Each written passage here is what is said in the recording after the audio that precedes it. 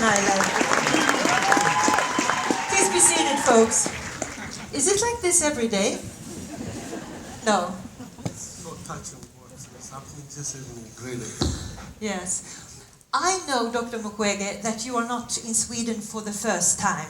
You've been here before, and I know that there are lots of familiar faces here. What does Sweden mean to you and the work you do at Pansy? Yeah, this country means a lot for me. I think that this evening really is one of the evening I can't forget. You know, to bring as many people as you can see here, and friends I know when I was children, after we were together, we share some moments were very difficult moments, but we support each other. I just feel that I'm home.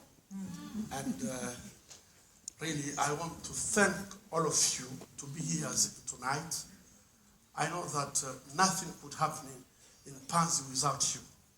And I want just to say thank you a lot for what you are doing, to support what you are doing, to just bring hope to the hopeless.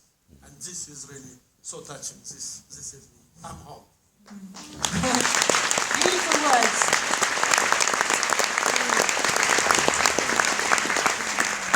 When you got the Nobel's Peace Prize, who did you think of? Yeah, when it happened, I was operating. And really, when my anesthetist came and hugged me and said, you know what happened? And I was like, oh, what you want to talk? But really, my first thing went to the women. And I think that this is really, it's not for me, but it's for women. Because they are the one who deserve it. They are the one who are fighting for their right. They are fighting for not only for their right, but the right of their children, the community. And I find that women of Congo and everywhere, they are very strong. And really, I just think that to recognize them, it's a good thing. So I just think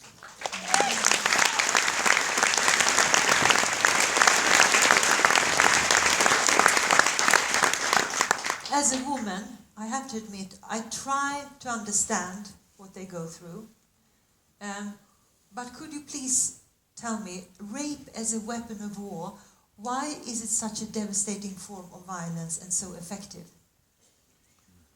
Could you put it in words? Yeah. It's hard maybe to put in words, but I can try. When I saw it for the first time, I was just thinking that it must be someone who loses his mind. Some crazy man. A crazy man who just loses his mind and is doing really atrocities on the body of women. But when I saw it repeatedly, I started to understand that it was not rape only, but it was rape with extreme violence.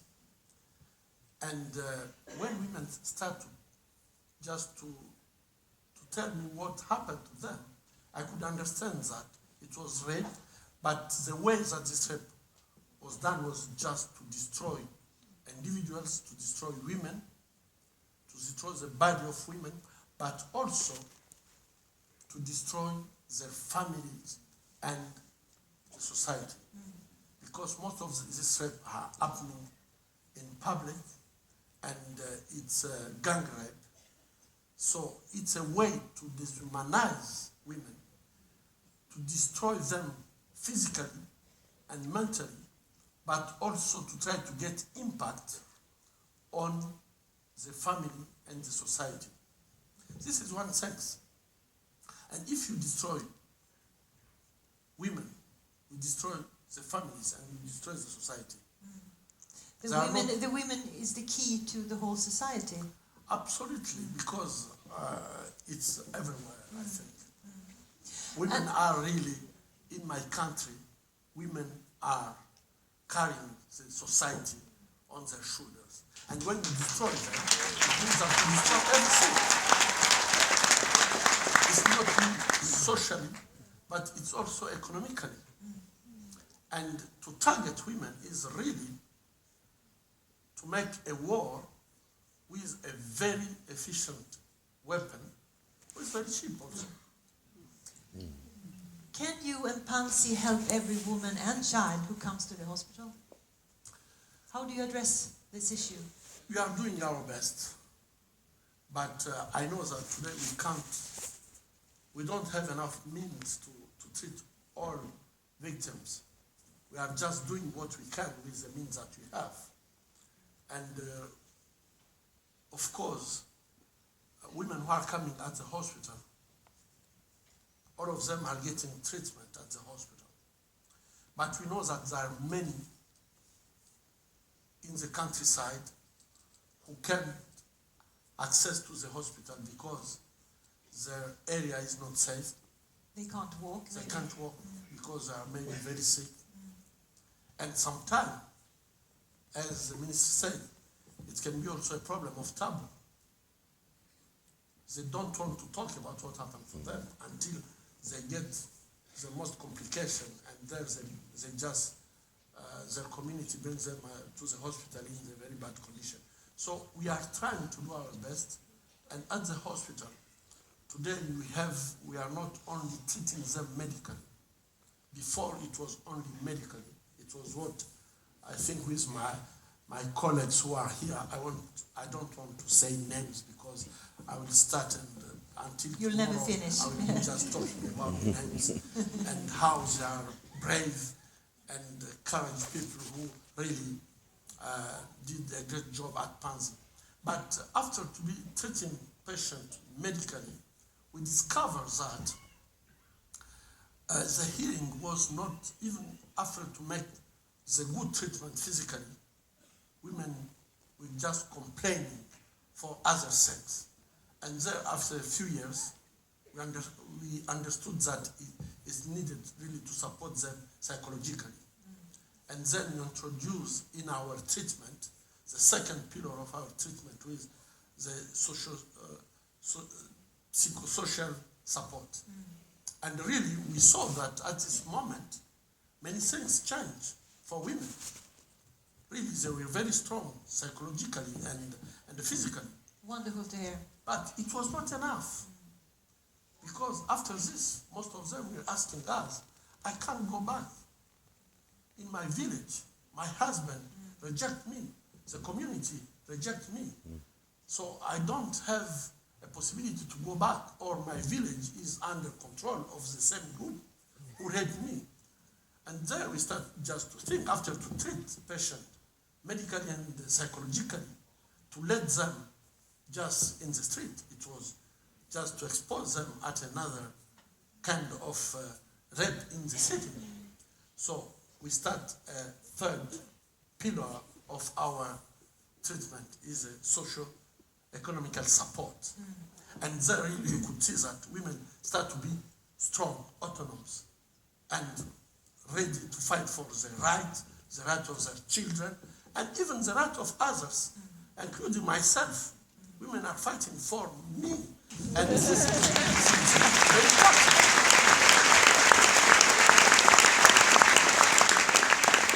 And the last pillar is justice. And this is very important. Because without justice, women have the impression that it happened to them, but the community don't really recognize what happened, and it was not their fault. So most of the time when women decide to go to justice, in our systems, justice is very weak. So they can't expect really to be paid to go to justice. But it's only to get someone who can tell them, you are right, he's wrong. And what he did was bad. And this is very important for this process of healing. So know the right and wrong. Exactly. And women need really to feel that no one can blame them for some things that someone did and tried to destroy them. And this is, of course, a process. It's a process. Yes. It's a process.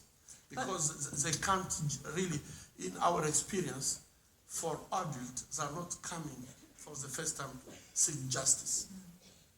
Justice is more for children. Parents are seeking, the first things they are seeking for children is justice. But for adults, most of the time, it's a very long process before to come to justice. Dr. Mukwege, I know that you don't like to talk about yourself, but I like to talk about Dr. Mukwege. So this is a serious question. The more attention you put to the issue in Congo, the more you put yourself at risk. How do you cope with that? What will happen when you come back to Congo, Dr. Mukwege? Really, this is a good question. But, you know, I'm an individual. I'm just Denis. But there is thousands of people who are suffering. Thousands of people who don't have voice. Thousands of people who are crying. And I'm just asking us to give them our voice. And I think that, of course, I'm asking myself what will happen when I go back. So I'm human. And I don't want to be, I used to say, a dead hero. I would like to be alive. But the big question is, when you have women as a women and treating at the hospital, really, to give up is very difficult because they are strong and you have just impression that you are just a small man doing nothing if you can see what they are doing with nothing. So, I will just give you an example. I like to talk about this example. When I was attacked at my house, Joseph, who was working for me, was killed in front of my children. And it was really a very, very hard time for the family. And I decided that I can't stay here. And I left the country. This was a normal reaction. And I think that I just feel that this is right. But after 3 months, I come back. I decided to come back. Do you know what happened? Women decide that we need Dr. Mukwege back. They knock on all the doors that they could knock on. They didn't get answer.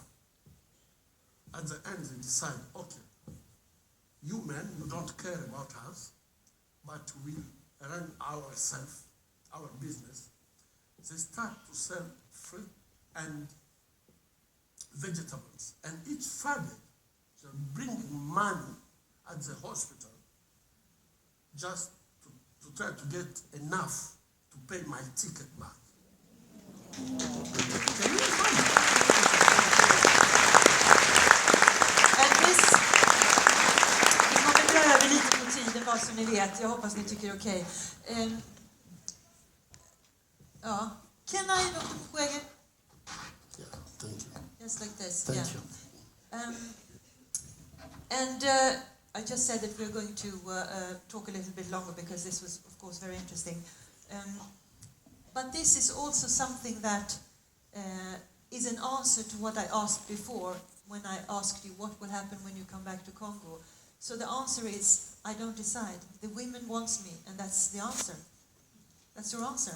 I think that my place is in Congo. Yeah. My place is with the women of Congo.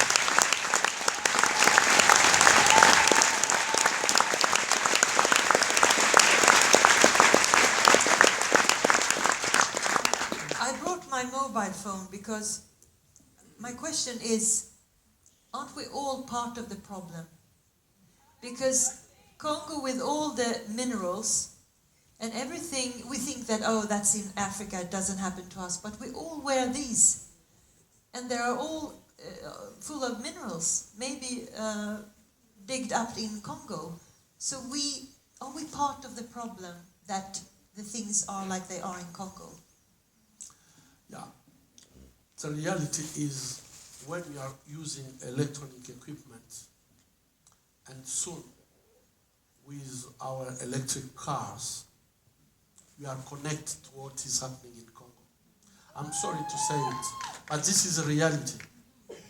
And if you are connected on all these bad things that are happening in Congo, maybe I think that we need, as consumers, to be more aware about how we can use this kind of equipment. I like it. Hörde ni detta nu?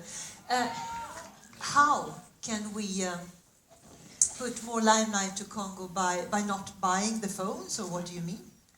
We live in the Western world. We have to have those things. Yeah, I just come to tell you that I have on myself my smartphone, and my life is really connected to this equipment. But what I want to tell you, the conflict is completely, and now we know that people who are fighting, they are fighting to get a control on the resources of Congo. And it's not an ethnic war. It's not a war between religions, fanatics, or things like that. It's a war to get a control on minerals or natural resources of Congo. Fight for the resources. Yes, exactly. Yeah. And I think that what we can do, there are many possibilities to fight against, because we can get all this equipment clean. Why we have to keep this war going? I'm so sorry to say it. If in 21st century we are not able to stop a war doing by people with machetes and at least Kalashnikov, so I think that we are very weak. Because in the Second World War, we decided to stop it. The world decided to stop it, and they did. And today, I think that there is a possibility to say we want to get all these minerals free of conflict. And the way is to stop this conflict. In Congo, we are not making guns. Guns are coming somewhere. Maybe so. In Congo, I can say that we don't have in South, North Kivu, and Tanganyika, we don't have any single company who is exploiting this mineral. And this is really something that the world could think about it. And I want just to give you one example. 100 years ago, a missionary who is called Cheblon, he was in Congo. 100 years, because what is happening in Congo now, it happened 100 years ago. For to get the rubber for the wheel of cars. 10 million of people in Congo died at this moment. You can read Adam Rochelle about this, about what happened 100 years ago. But you know who stopped this genocide? He was a Swedish missionary, Sjöblom. He took initiative to talk around the world and just say what is happening in Congo. At this moment, he didn't use all the new technology of information and communication, very, very high. You can communicate. I'm doing this interview now. I'm sure that maybe someone in Congo is following me. At this moment, Sjöblom didn't use this kind of equipment. We have this equipment to inform. But Sjöblom, he used just media to make advocacy, and he stopped these crimes against humanity in Congo. So we have a responsibility. If Sjöblom did it, all of us here, we can be a Sjöblom. We can be a Sjöblom, yes.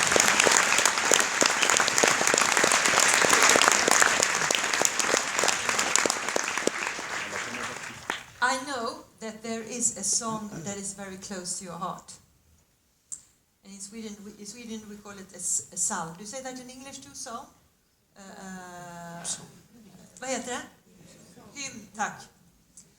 And this song is the very one that you sang when attending churches with your father, because you are a pastor, he was a pastor, and you visited together, and this song was your favorite and still are.